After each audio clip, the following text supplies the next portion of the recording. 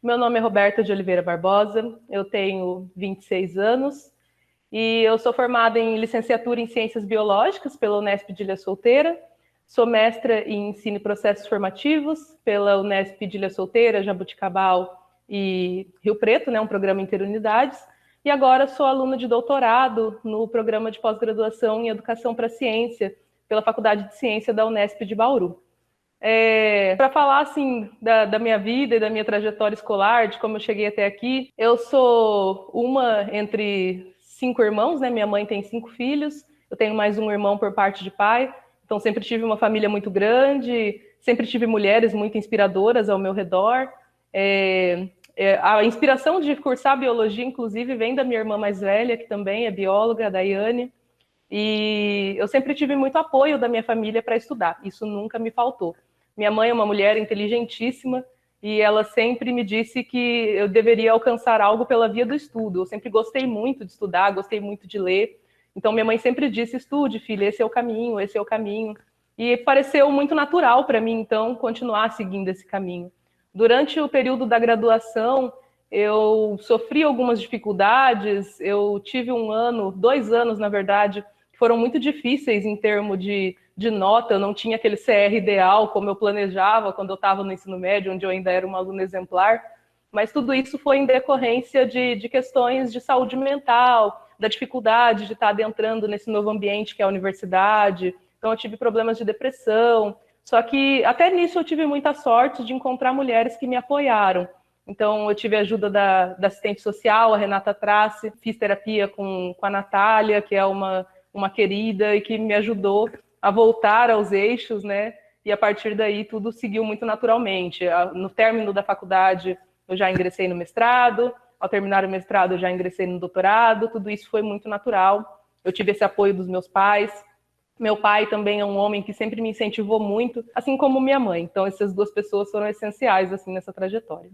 A minha trajetória ela foi marcada por diversas mulheres fortes, nas quais eu pude me espelhar, com as quais eu sempre pude contar em todas as etapas da minha vida. E eu quero evidenciar 3 delas, né, que são minha mãe, a professora Deise Peralta, que me acompanha até hoje, e a professora Denise Gallo. Essas 3 mulheres foram muito importantes. E elas foram importantes, além de serem modelos e pessoas nas quais eu podia me inspirar, talvez também porque elas me privaram de diversos sofrimentos. Eu vejo mulheres ao meu redor, e mulheres homossexuais, pessoas negras, pessoas trans, que sofrem por terem essas diferenças, por serem diversas dentro do ambiente acadêmico, mas eu nunca sofri pela minha condição de mulher dentro do ambiente acadêmico, por sempre ter sido orientada por mulheres ou por homens extremamente acolhedores e que também vivenciam essa diversidade na pele. Então, as orientadoras que não foram mulheres que eu tive, foi só um, que foi o professor Harrison, que também sempre teve uma tratativa muito diferenciada comigo, sempre foi muito legal, muito amigo, me apoiou muito. Então, eu nunca passei por nenhuma situação de assédio ou de ser diminuída por ser mulher ou por quaisquer questões outras.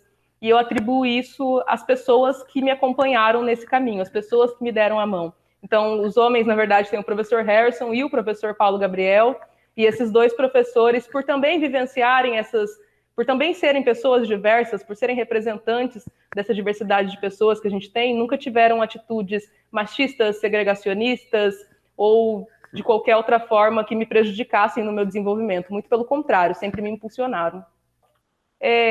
Eu sempre trabalhei muito com extensão, né?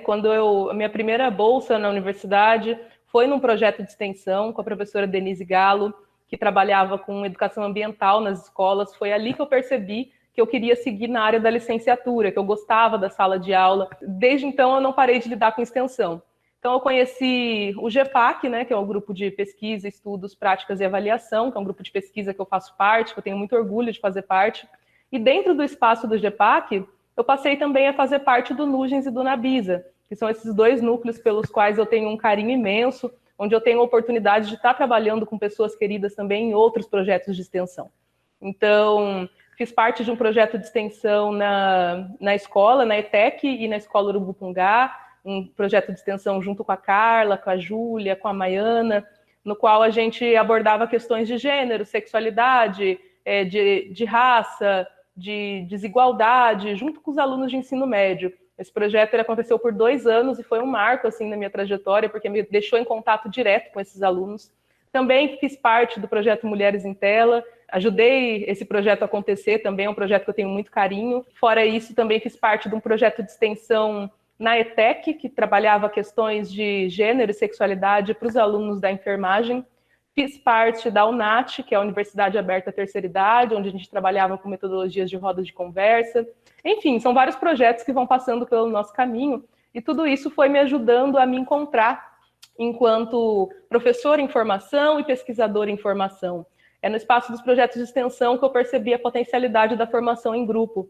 Então, no trabalho de conclusão de curso, eu analisei como que o GEPAC impactou a minha formação como professora, minha formação inicial como professora, através de autonarrativas. E isso foi desenhando já o projeto de mestrado, no qual eu quis olhar para além dessas narrativas que eu mesma escrevia e para o grupo de pesquisa do qual eu fazia parte, e busquei contato com pesquisadores de outras regiões do país, para que eles se reunissem num grupo para conversar e contassem sobre as experiências que eles tiveram nesses grupos de pesquisa dos quais eles fazem parte. E foi muito legal desenvolver esse projeto. Eu me apoiei em 2 teóricos da Escola de Frankfurt, da teoria crítica, que foi o Walter Benjamin e o Habermas. No doutorado, a gente ainda está redesenhando a pesquisa. A gente sabe que a gente quer continuar investigando a potência da formação em grupo para a formação de professores, né? Só que a gente também tece críticas ao sistema da forma que ele é imposto, como que os modelos de formação ou esses projetos de formação de professores ou até na educação básica acontecem. E um dos diagnósticos desse trabalho de mestrado foi que existe uma influência muito grande da Organização para a Cooperação e Desenvolvimento Econômico, a OCDE, na concepção de currículos. E isso tem uma característica muito específica no contexto da América Latina, porque a América Latina está numa posição de país de terceiro mundo, né, de países subdesenvolvidos, que são apresentados como países com uma educação muito fraca, quando a gente olha para esses índices de educação comparada internacionais, que são elaborados por essas agências multilaterais. Então, a gente tem vontade de investigar mais a fundo como que isso acontece, tomando como base o caso do Brasil, do Chile e do Peru. Olhar para essas questões curriculares, que é o foco do grupo de pesquisa do qual a gente faz parte, eu, a professora Daisy, mas também apresentando esse contraponto que é a formação em grupo, que parece trazer uma forma de resistência a essas imposições sistêmicas que aparecem no modelo capitalista no qual a gente vive, no contexto da educação, e em especial da formação de professores. A pandemia eu senti muito em relação à pesquisa, porque eu tive que modificar a metodologia de análise, então a gente teve que traçar outros meios, né, fazer essa pesquisa remota, onde as pessoas que participaram da pesquisa que a gente realizou eram de diversas regiões do país. Então, a gente fez uma reunião através do Google Meet. Isso, de certa forma, foi um ganho, porque se a gente não tivesse em épocas de pesquisa remota, a gente teria feito isso presencialmente, e talvez não teria tanta representatividade nesse grupo, mas até chegar nisso foi um trabalho, né? Você buscar referenciais que embasem essa nova abordagem, lidar com esse universo virtual, também em termos de orientação, né? Porque eu e minha orientadora, a gente tinha uma rotina de estar se vendo semanalmente. Eu sempre estava na sala dela e ela me passava orientações, leituras, conversas. Tinha outros espaços de socialização também nesse universo acadêmico que para mim eram muito importantes, como as reuniões dos núcleos, as reuniões do grupo de pesquisa, e tudo isso ficou para trás, né? A gente tem as reuniões virtuais, mas eu acredito que não é a mesma coisa, a gente não tem mais aquele espaço de conversa, de afetividade, da mesma forma que se tem no presencial. Aquele café posto à mesa, tudo muda muito, né? E não muda só em termos de trabalho, seja esse trabalho de estudo ou não, como no meu caso, que sou uma pesquisadora em formação, mas também no âmbito social. A partir do momento que você se distancia dos seus familiares, dos seus amigos, de todas as coisas que você fazia quando existia esse mundo presencial, onde as pessoas se encontravam e se aglomeravam, isso afeta a sua saúde mental, né? Não tem como continuar funcionando da mesma forma se você está sentindo falta de presença de pessoas, de conversar, de se abrir. E administrar tudo isso também é um caos, porque ao mesmo tempo que a gente tem essa demanda da vida profissional e acadêmica, onde a gente tem que participar de reuniões, de eventos, de aulas, a gente está fazendo tudo isso dentro da nossa casa.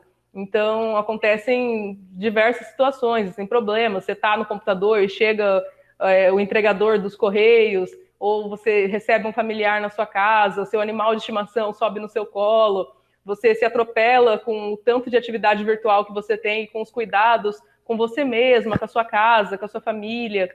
Então, assim, sem sombra de dúvida, é um momento muito atípico, que deixa muitas marcas e que cada um sente de uma forma, mas tenho certeza que todos sentimos. Porque a gente tem tratado a pandemia como se fosse uma força natural incontrolável, a gente não conversa sobre como a gente se sente, sobre o que deve ser feito, e não é. A gente tem muitas questões políticas intrínsecas também, a forma que está sendo gerenciada essa situação de calamidade da pandemia, né? A gente poderia ter mais vacinas, a gente poderia ter uma figura política forte que se comunicasse com a população, que a gente sentisse que a gente estava sendo representado e amparado, mas não é o caso. A gente está politicamente abandonado e isso também afeta a nossa psique, né? Você liga a televisão e tem notícia ruim atrás de notícia ruim, e não apenas aquilo que é incontrolável, tem coisas que são falta de gestão.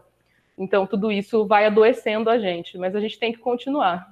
Bom, essas meninas que estão começando essa carreira agora, né? Essa ou tantas outras, eu acho que um recado que eu teria para dar, assim, que eu gostaria que elas tivessem em mente, é que elas podem ser o que elas quiserem, né?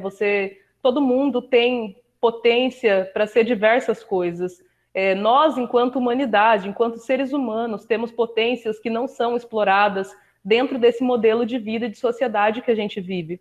Então, eu gostaria que, se alguém de alguma forma se sente inspirado ou motivado ao assistir esse vídeo, que essa pessoa se pergunte qual é o projeto de sociedade que ela tem em mente, qual é a sociedade na qual ela gostaria de viver, o que é justo, quais são os valores que essa pessoa quer carregar e quer construir na sociedade, e para que elas lutem para ser partes da fundação desse novo modelo de sociedade, porque nós temos essas potências e, apesar de diversas vezes o modelo de sociedade que a gente vive tentar apagar isso, abafar essas potências de nós, a gente não pode desistir, a gente tem que estar sempre lutando para poder transformar não só a nossa realidade, mas a realidade de todo mundo que convive com a gente nesse planeta. E se eu tivesse que falar algo para mim no passado, olha, eu não sei, eu acho que eu diria que vai dar tudo certo, porque assim, eu enfrentei dificuldades também na minha vida escolar, tanto no ensino fundamental, quanto no médio, quanto na graduação, mas principalmente no ensino médio, naquele período que a gente é adolescente, está passando por diversas mudanças e construindo a nossa identidade. E eu sempre fui uma pessoa diferente, de alguma forma, assim, diferente no sentido de ter dificuldade de estabelecer certas relações sociais, ser uma pessoa com poucos amigos. E isso me causou muito sofrimento no período da adolescência, porque eu não me sentia parte, eu não me sentia igual, eu tinha muita dificuldade. E a gente vai aprendendo a lidar com essas coisas. Foi na graduação que eu encontrei pessoas que me aceitam, ou me entendem, ou me acolhem da forma que eu sou, com as diferenças que eu tenho, e eu não me sinto mais tão estranha perto do mundo. Eu percebi que todo mundo é diverso, que cada um tem uma forma de ser, de se comportar, e principalmente de perceber o mundo. Todos nós temos dificuldades e potências, e a gente tem que saber equilibrar e reconhecer isso para realizar as coisas que a gente quer realizar.